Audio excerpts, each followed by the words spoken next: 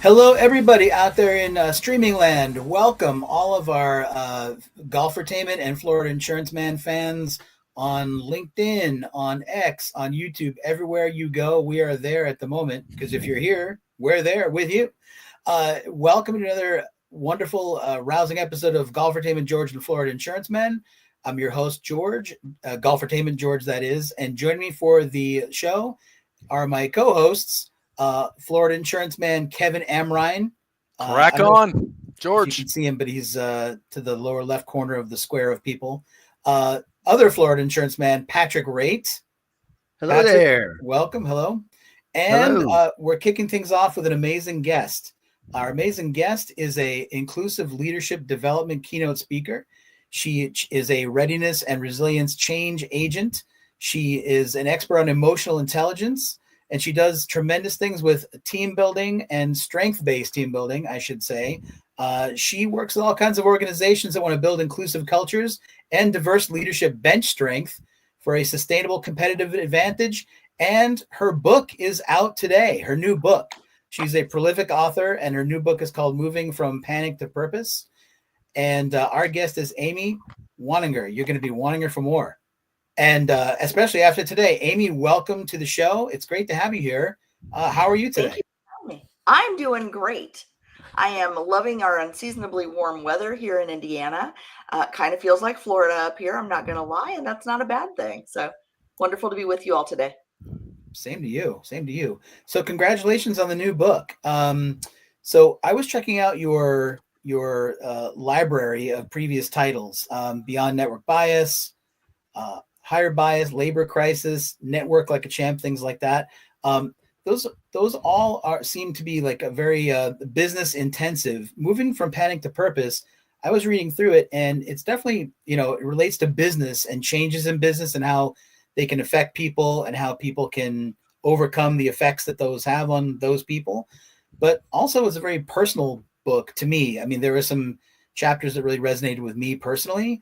And I wanted to ask you, did you approach this book differently than other books, or what was the inspiration for this particular book? Thanks for the question, George. So everything that I do is under the heading of inclusive leadership. And inclusive leadership starts with leading ourselves first, understanding who we are, how we respond, how we react, how we show up, and then expanding that knowledge out into the world so that we can influence others. This book is actually one of the very first things I started when I started my business, but I wasn't quite ready to tell all of the stories in it yet, as I'm sure you can imagine from some of them that you read. And I felt like now was the right time. There's been so much change. I grew up in the IT industry before I came to insurance. I worked in IT for 20 years, the last 12 of those in the insurance industry. And while the tech industry has been dealing with rapid change for about the last 30 years or so, insurance has been a little lagging. And so I think there's a lot of pent-up change that's kind of hitting all at once. And a lot of people are ill-prepared for it, especially if they've been in their careers a little while. So I wanted to give them something to sort of stop the bleeding and help them just really come to terms with what can they control and what can't they, and how can they respond in a way that still is aligned with their purpose. Fantastic. Thank you so much. Patrick, do you feel the same way about what Amy said about the insurance industry, how might be some pent-up change, and this book is timelier than ever in terms of helping people deal with that kind of change? The insurance world likes to change at the pace of a glacier. I mean, or, I often think about it like, the Navy's got these aircraft carriers that are a mile long and they're huge. You don't turn that thing on a dime. And the insurance industry is like that. You got to, you've got to take a lap around Hawaii to turn around with insurance people. And we don't adapt to change very well. We get very comfortable largely. I mean, there's obviously exceptions to that rule, but insurance companies, people who've been in the insurance world for a while tend to be very stayed very, this is what we do, this is how we do it, we've figured out how to do this very well, and we're not doing that, whatever that is over there, we ain't doing it. And so what I really appreciated, Amy, about your book is that it's very personal and very real. You didn't hold back any kind of really, you didn't hold back on stories that I would have held back on. I know me, and I don't share. That's just my personality, right? So I did, and I appreciated how well you kind of wove real life through real change issues, and made it feel like it's a little bit better to try and share. Not that I'm going to change much, but I do feel like it's something that's possible out there somewhere. Amy, what was the most difficult story to share? I think in this book, talking about my history of postpartum depression was really tough. It's hard, especially my kids are old enough to read my books, right? And it's hard, I think, for them to understand what I was going through after they were born. My kids are now 23, 17, and almost 10. And, talking about that, while it doesn't necessarily seem work related, I guarantee you work with somebody who has experienced or is experiencing this issue, or their spouse is. It's a very prevalent problem, and it does affect our workplaces. But for me, it was just catastrophic,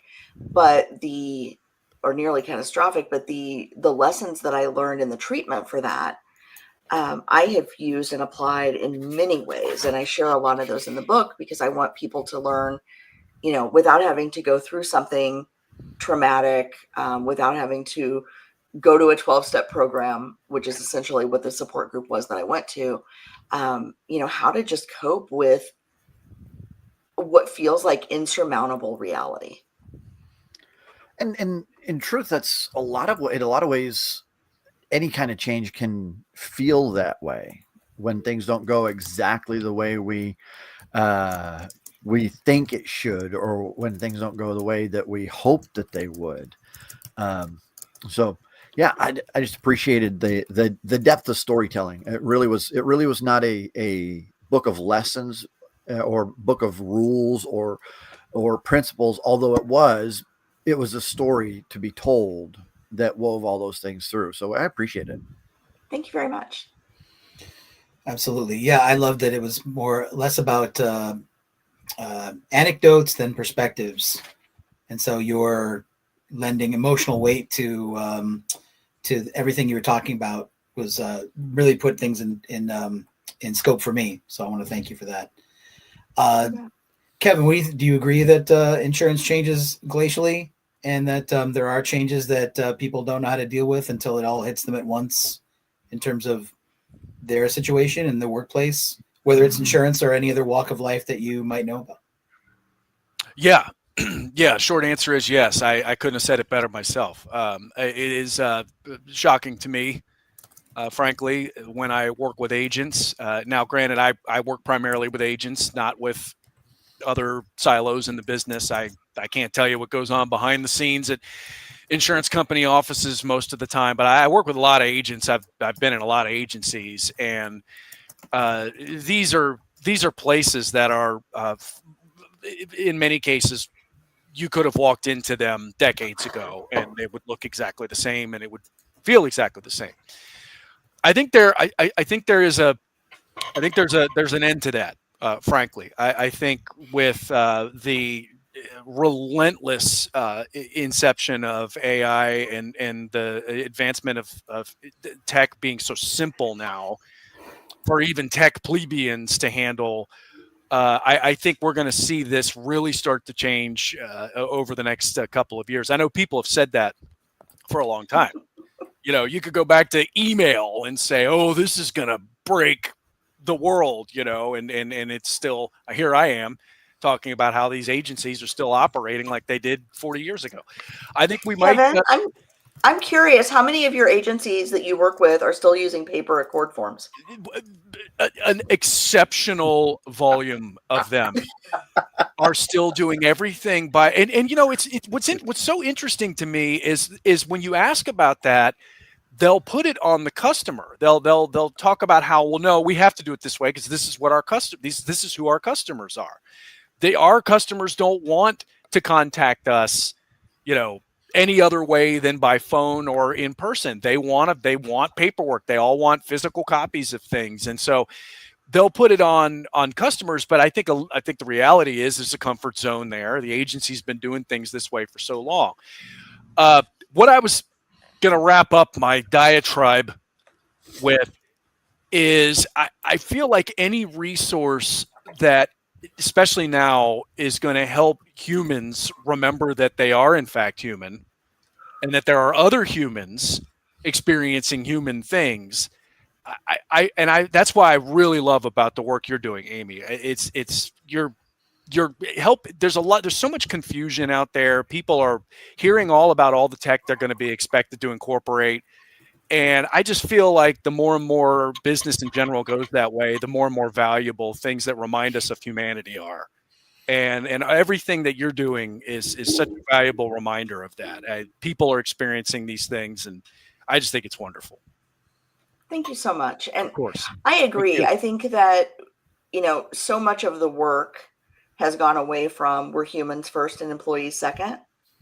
I think during COVID, we did a really good job of recognizing that people existed as people first, because we didn't have a choice, right? We were in everybody's homes.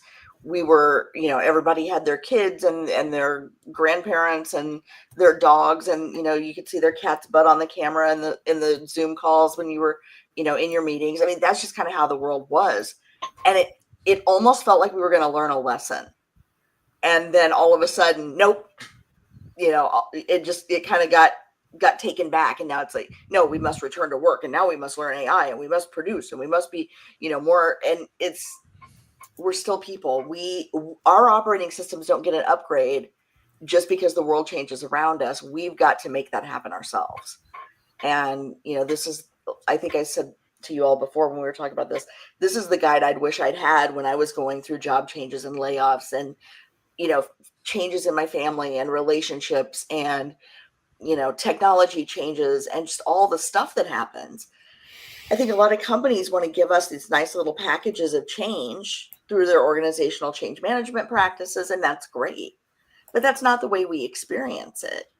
If you've ever been to the conveyor belt sushi places, and all the sushi's going by and you kind of pick what you want, that's great. That's kind of how the change comes to us from corporate, right? It's on a nice little plate and it looks great. But the reality is we're having food thrown at us all day long, every day, and we can't possibly consume all of it. And so, my hope is that I can help people kind of pick the thing that's scaring them the most and figure out how to calm down about it so they can move on to the next thing and the next.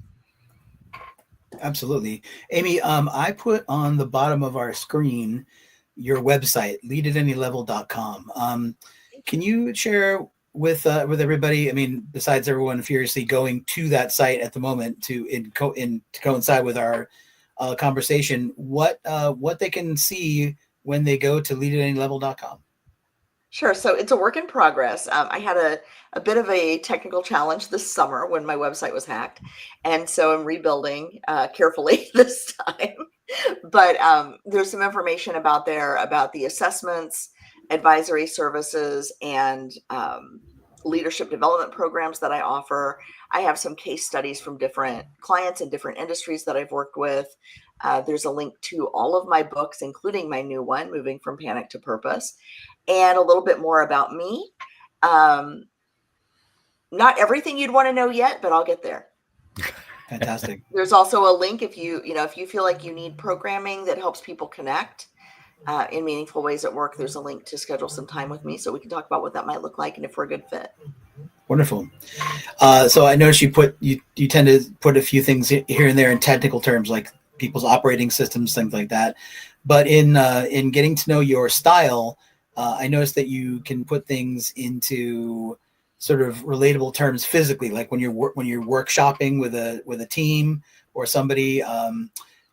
You have a hula hoop that you employ in this way. You have balloons. Can you tell us more about these tools and what and how they help with getting your philosophy and your messages across?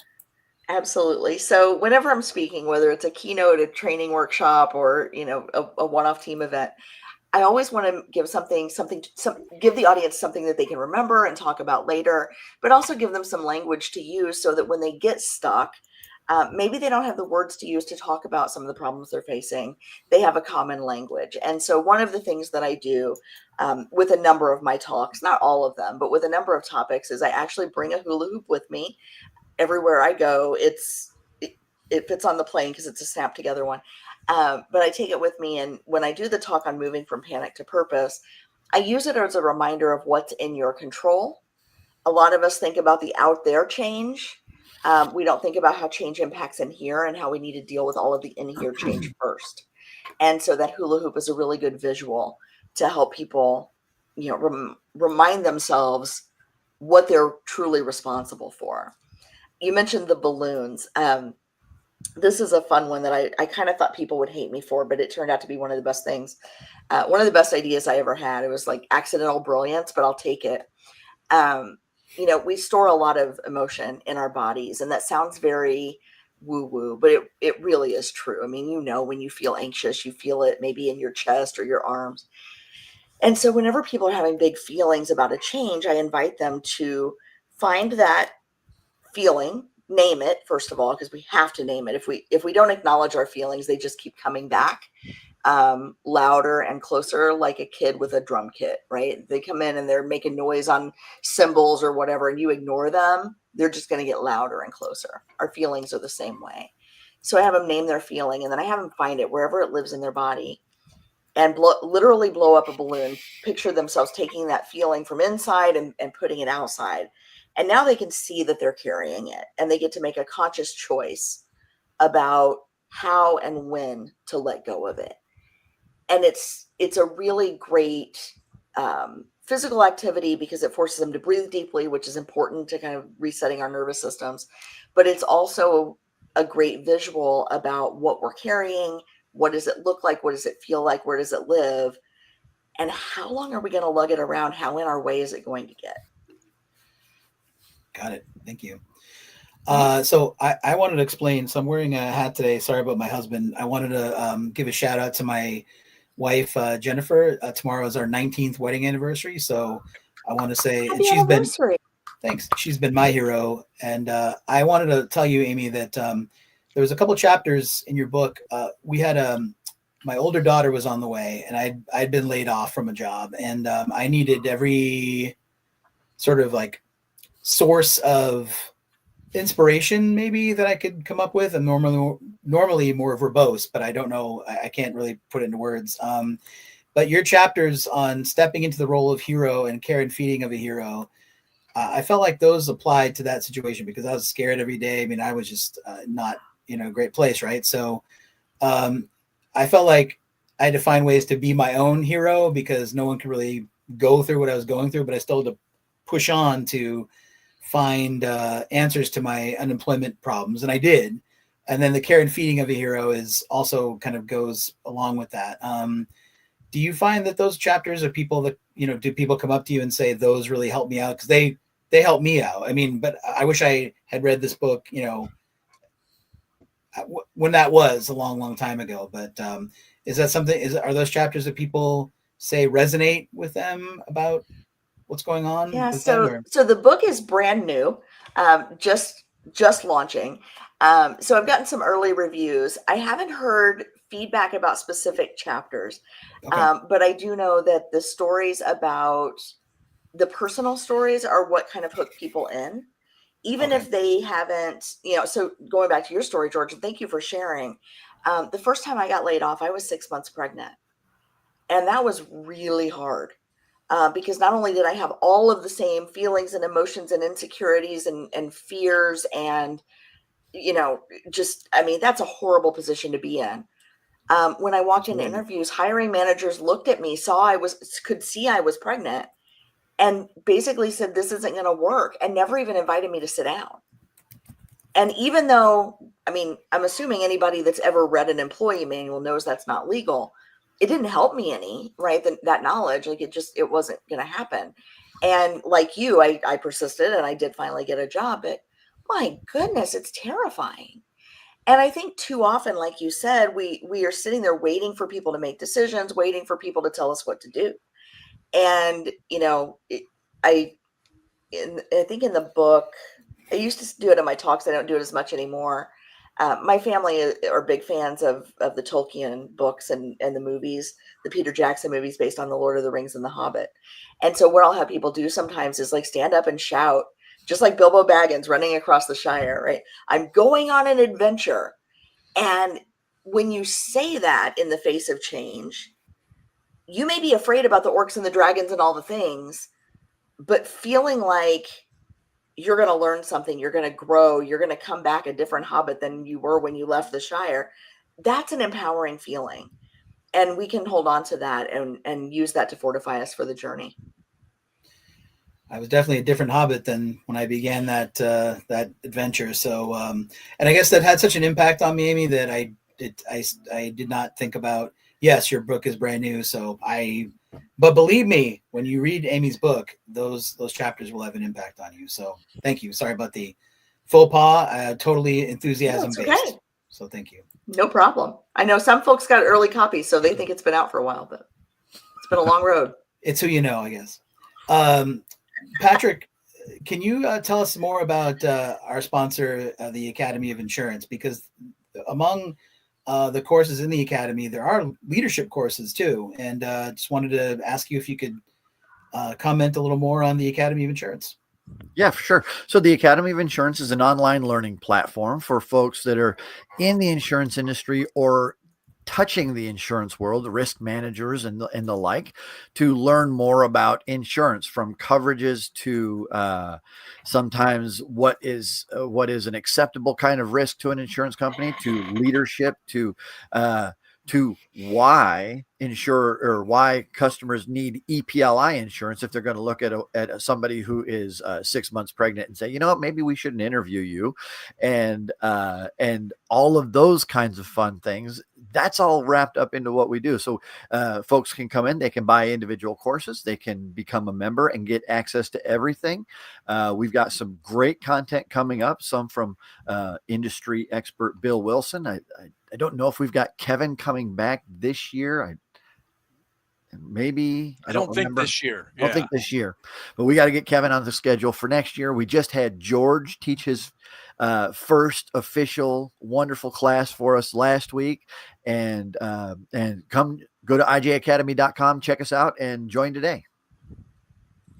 Patrick, thanks so much again. That's ijacademy.com, ijacademy.com. So thank you so much again. So Amy, I understood that, and this is okay because this podcast is inclusive, just like your mission statement and your mission behind what you do. So Golfertainment, we're all big golf fanatics here, but we welcome everybody on the show, even if you're not so much of a golf fanatic. So I understand you're not, but I was going to ask you what you thought about mini golf. Do you dig mini golf? Like what's and do you call it mini golf where you live, or is it putt-putt or something else? Like what's your thoughts on mini golf? I will call it mini golf, or I will call it putt-putt. So I will tell you, I did play golf one time. I shot an 83, but I didn't do nearly as well on the second hole, and they made me leave. There it is. Yes. Well done. Fantastic. Yeah, and I wish that was a joke. That's an actually true story. But no, I do play a mean game of putt putt. I might cheat a little, but my kids will never catch me. And it's always good. I am pro any sport you can drink while you're doing it.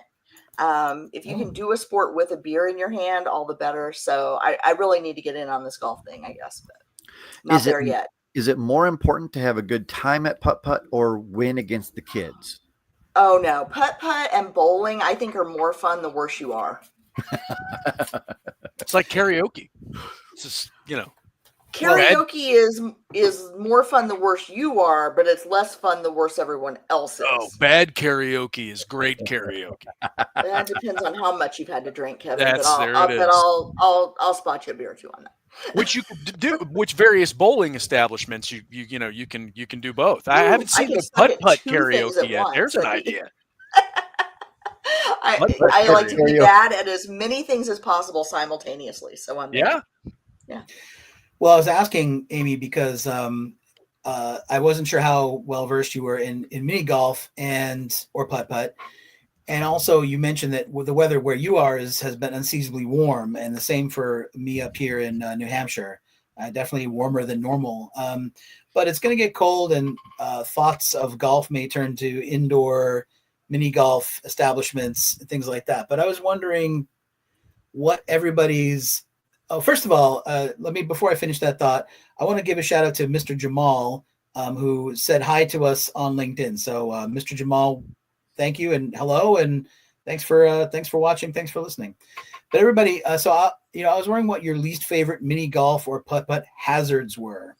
So on real golf, they could be a sand trap, water, things like that. But I know that when I am playing mini golf, I am not enthused as much when I am at a hole where you have to get the ball through the mouth or whatever of a head of like say a gorilla's head or a clown or whatever it is, and then have it hope to come out the other side and get ideally a hole in one. But or it could veer way off the mark and be a total mini golf disaster. Then your pen snaps and everything, whatever, a pencil rather.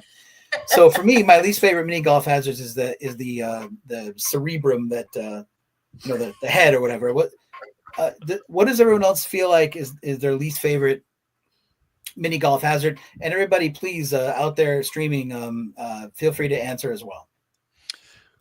I'll go first. I'm a big fan of actual golf, so mini golf is a thing that we do occasionally. Not that often, but when I play mini golf, there is a huge. I'm glad you asked this question, George, because I got a problem. I got a problem here. Here we go. Oh no!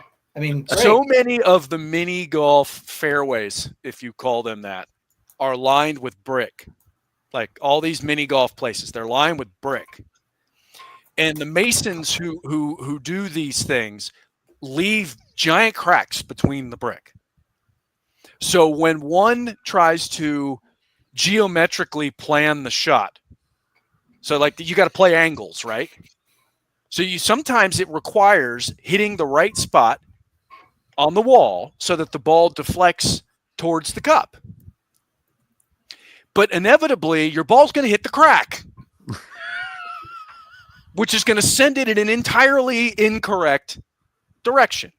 So my beef has always been, if you're going to design a mini golf fairway and you're going to require geometric precision in order to get down in one, you can't have cracks in the brick. Now I'm done. That's my thing. Right. Kevin, I got to tell you, I'm not sure what I appreciate more, the fact that you assume that masons put those bricks down. Yeah. As soon as I said that, or the fact that you're assuming that every 7-year-old with this first putter is as competitive about this sport as you are. I think this is a brilliant take. But yes, I'm all for extruded in my group. Concrete. Any 7-year-old in my group plays to win. My daughter knows we play mini golf for one reason and one reason only. Little lady, you better drink. No, I'm kidding. No, my kids do it for the ice cream at the end. I don't know. But... Absolutely. So, Amy, they don't care about the hazards. They just want the ice cream. They just want the ice cream. Play through. Yeah. Okay. Yeah. Patrick, how about you? What's your least favorite mini golf hazard, or favorite, for lack of a better way to? My favorite is when you've got the option of 2 or 3 holes you've got to put the ball into to make it come out somewhere else to do something. Especially if I'm not the one going first, because then I can figure out which hole to put my ball through. My least favorite is anything that lofts the ball from the group behind me into the back of my head. Oh, I mean, talk about getting into the game. That's when it turns a little bit more physical, and And I don't remember what happens the rest of the day. When the inebriated knuckleheads behind you start swinging the putter like it's a 3-wood, and somebody actually makes clean contact and fires it into the. Yeah, I know what I've seen that happen before. And they always shout, "Hey, 4" after you're unconscious. Right. Harder to hear it then, isn't it? It's usually, yeah. So my least favorite is the ones that are hole in one or nothing, right? Where you have to get it like along a very narrow ledge, and if it goes off, you're done. You got to start. I hate those. My very favorite mini golf experience that I've ever had was somewhere in Florida. They had live baby alligators that you could feed. You could buy a little pack of whatever it is they eat and feed them. And I was really glad, because when it said live gators, I was worried that was going to be one of the obstacles on the course, but they were contained. So, well, you were fortunate that day that they what were a relief. Yes. Yeah. Well, thanks everybody, and definitely put your everyone out there. Put your thoughts about your least favorite mini golf hazards in the chat. We want to hear from you. And Kevin, speaking of golf hazards, mini golf hazards, and overcoming those and learning about things. Yes. Like the segue I tried there. Yeah, Kevin, can you tell us about your other sponsor, our other sponsor, the FISCE, which is related to you directly? Can you tell us about what the FISCE is and what it does? I would be honored, George. The FISCE is the Florida Insurance School of Continuing Education. You can't really see it. It's the brand. It's the websites here on the shirt. That's our CE school in Florida.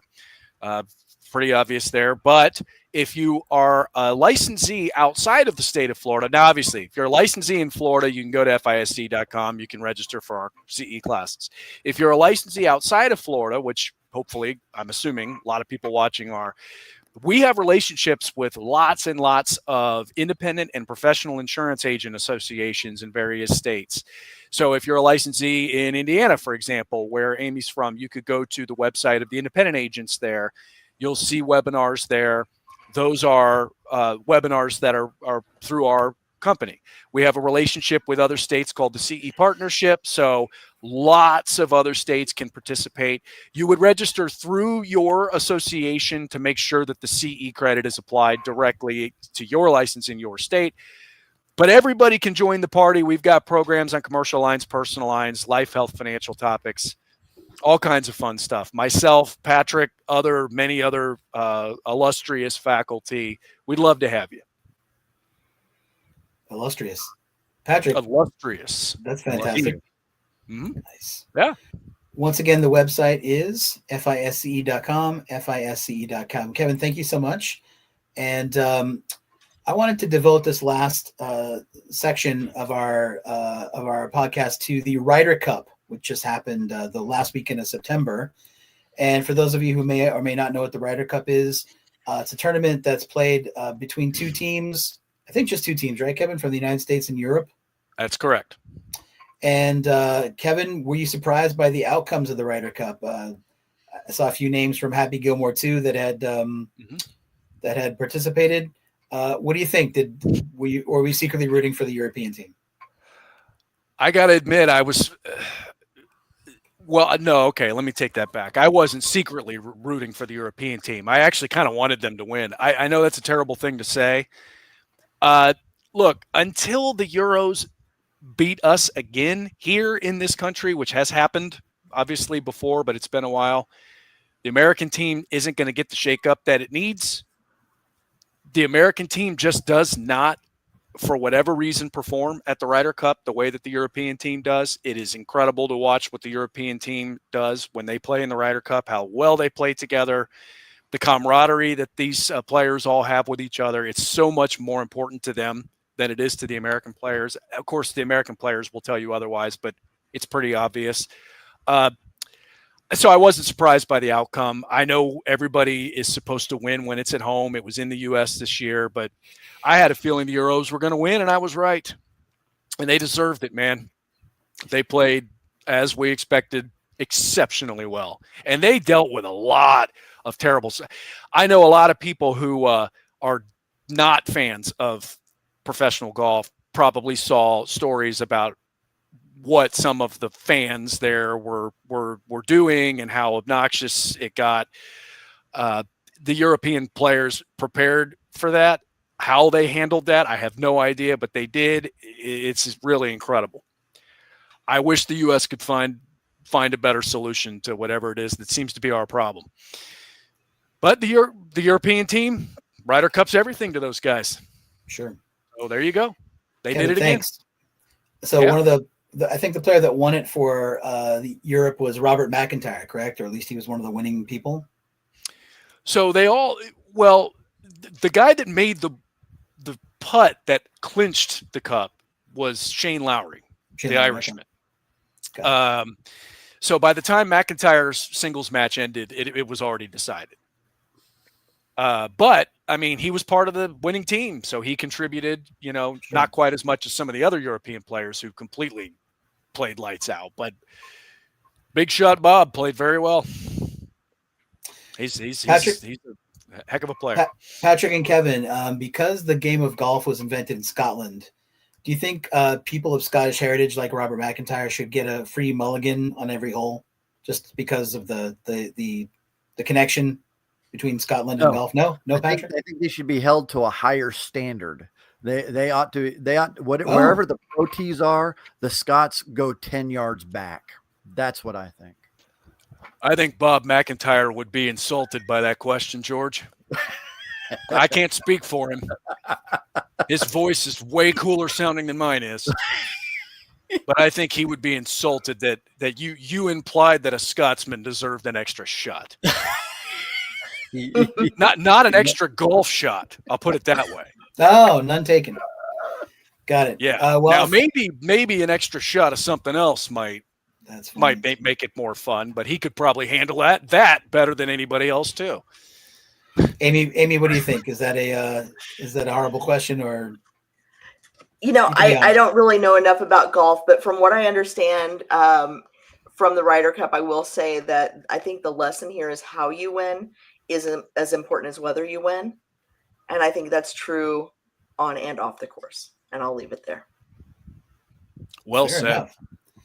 Yeah. Well, thanks to all you for weighing on the Ryder Cup. Amy, any final thoughts on your site? Where can we find you? Where can people book you, see your content, find your books to order?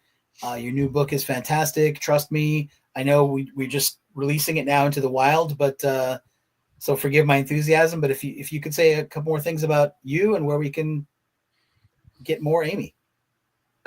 Absolutely. So you can find me on LinkedIn. You will get sick of me there. If you can't spell my name, just look for me at leadatanylevel.com. All the links are there, as well as links to all of my books, including my new book, Moving from Panic to Purpose, which is now available on Amazon or available special order from your favorite bookstore. I have a pretty robust YouTube channel. You can get pretty sick of me online if you go down that rabbit hole, but my favorite thing is to just talk to folks. So if you go to my website, click the chat with me button, and we will, or the let's chat button, I think it is, we can set up some time to chat about how we might work together to bring assessments, consulting, or training to your organization. Fantastic, Amy. Thank you so much again. And again, your website is Lead at Any Level, LeadatAnylevel.com, leadatanylevel.com. Amy, it was great having you on the show. Thank you so much. I want to wish everyone a happy autumn. The league is starting to turn in New Hampshire. Happy Halloween, everybody. I've got my Creature Double feature shirts on, which you can't see, but it's Godzilla, and that would explain my singed home on the other side. Luckily, I've got an HO 58 policy, so I'm covered for anything. Kevin Amrhein, Patrick Wraight, my co-host, thank you so much. Robert McIntyre, there you go, Big Bob. This one's for you, Robert. Amy, thanks again for joining us today. Everyone, please join us next month for another Golfertainment episode. Thanks, everybody. Have a great day. Talk to you soon. Bye, y'all. Crack on.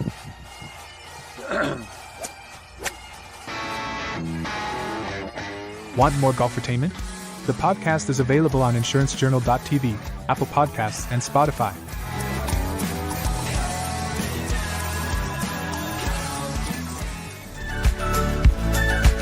Check out the weekly Insurance Journal Academy classes and after show.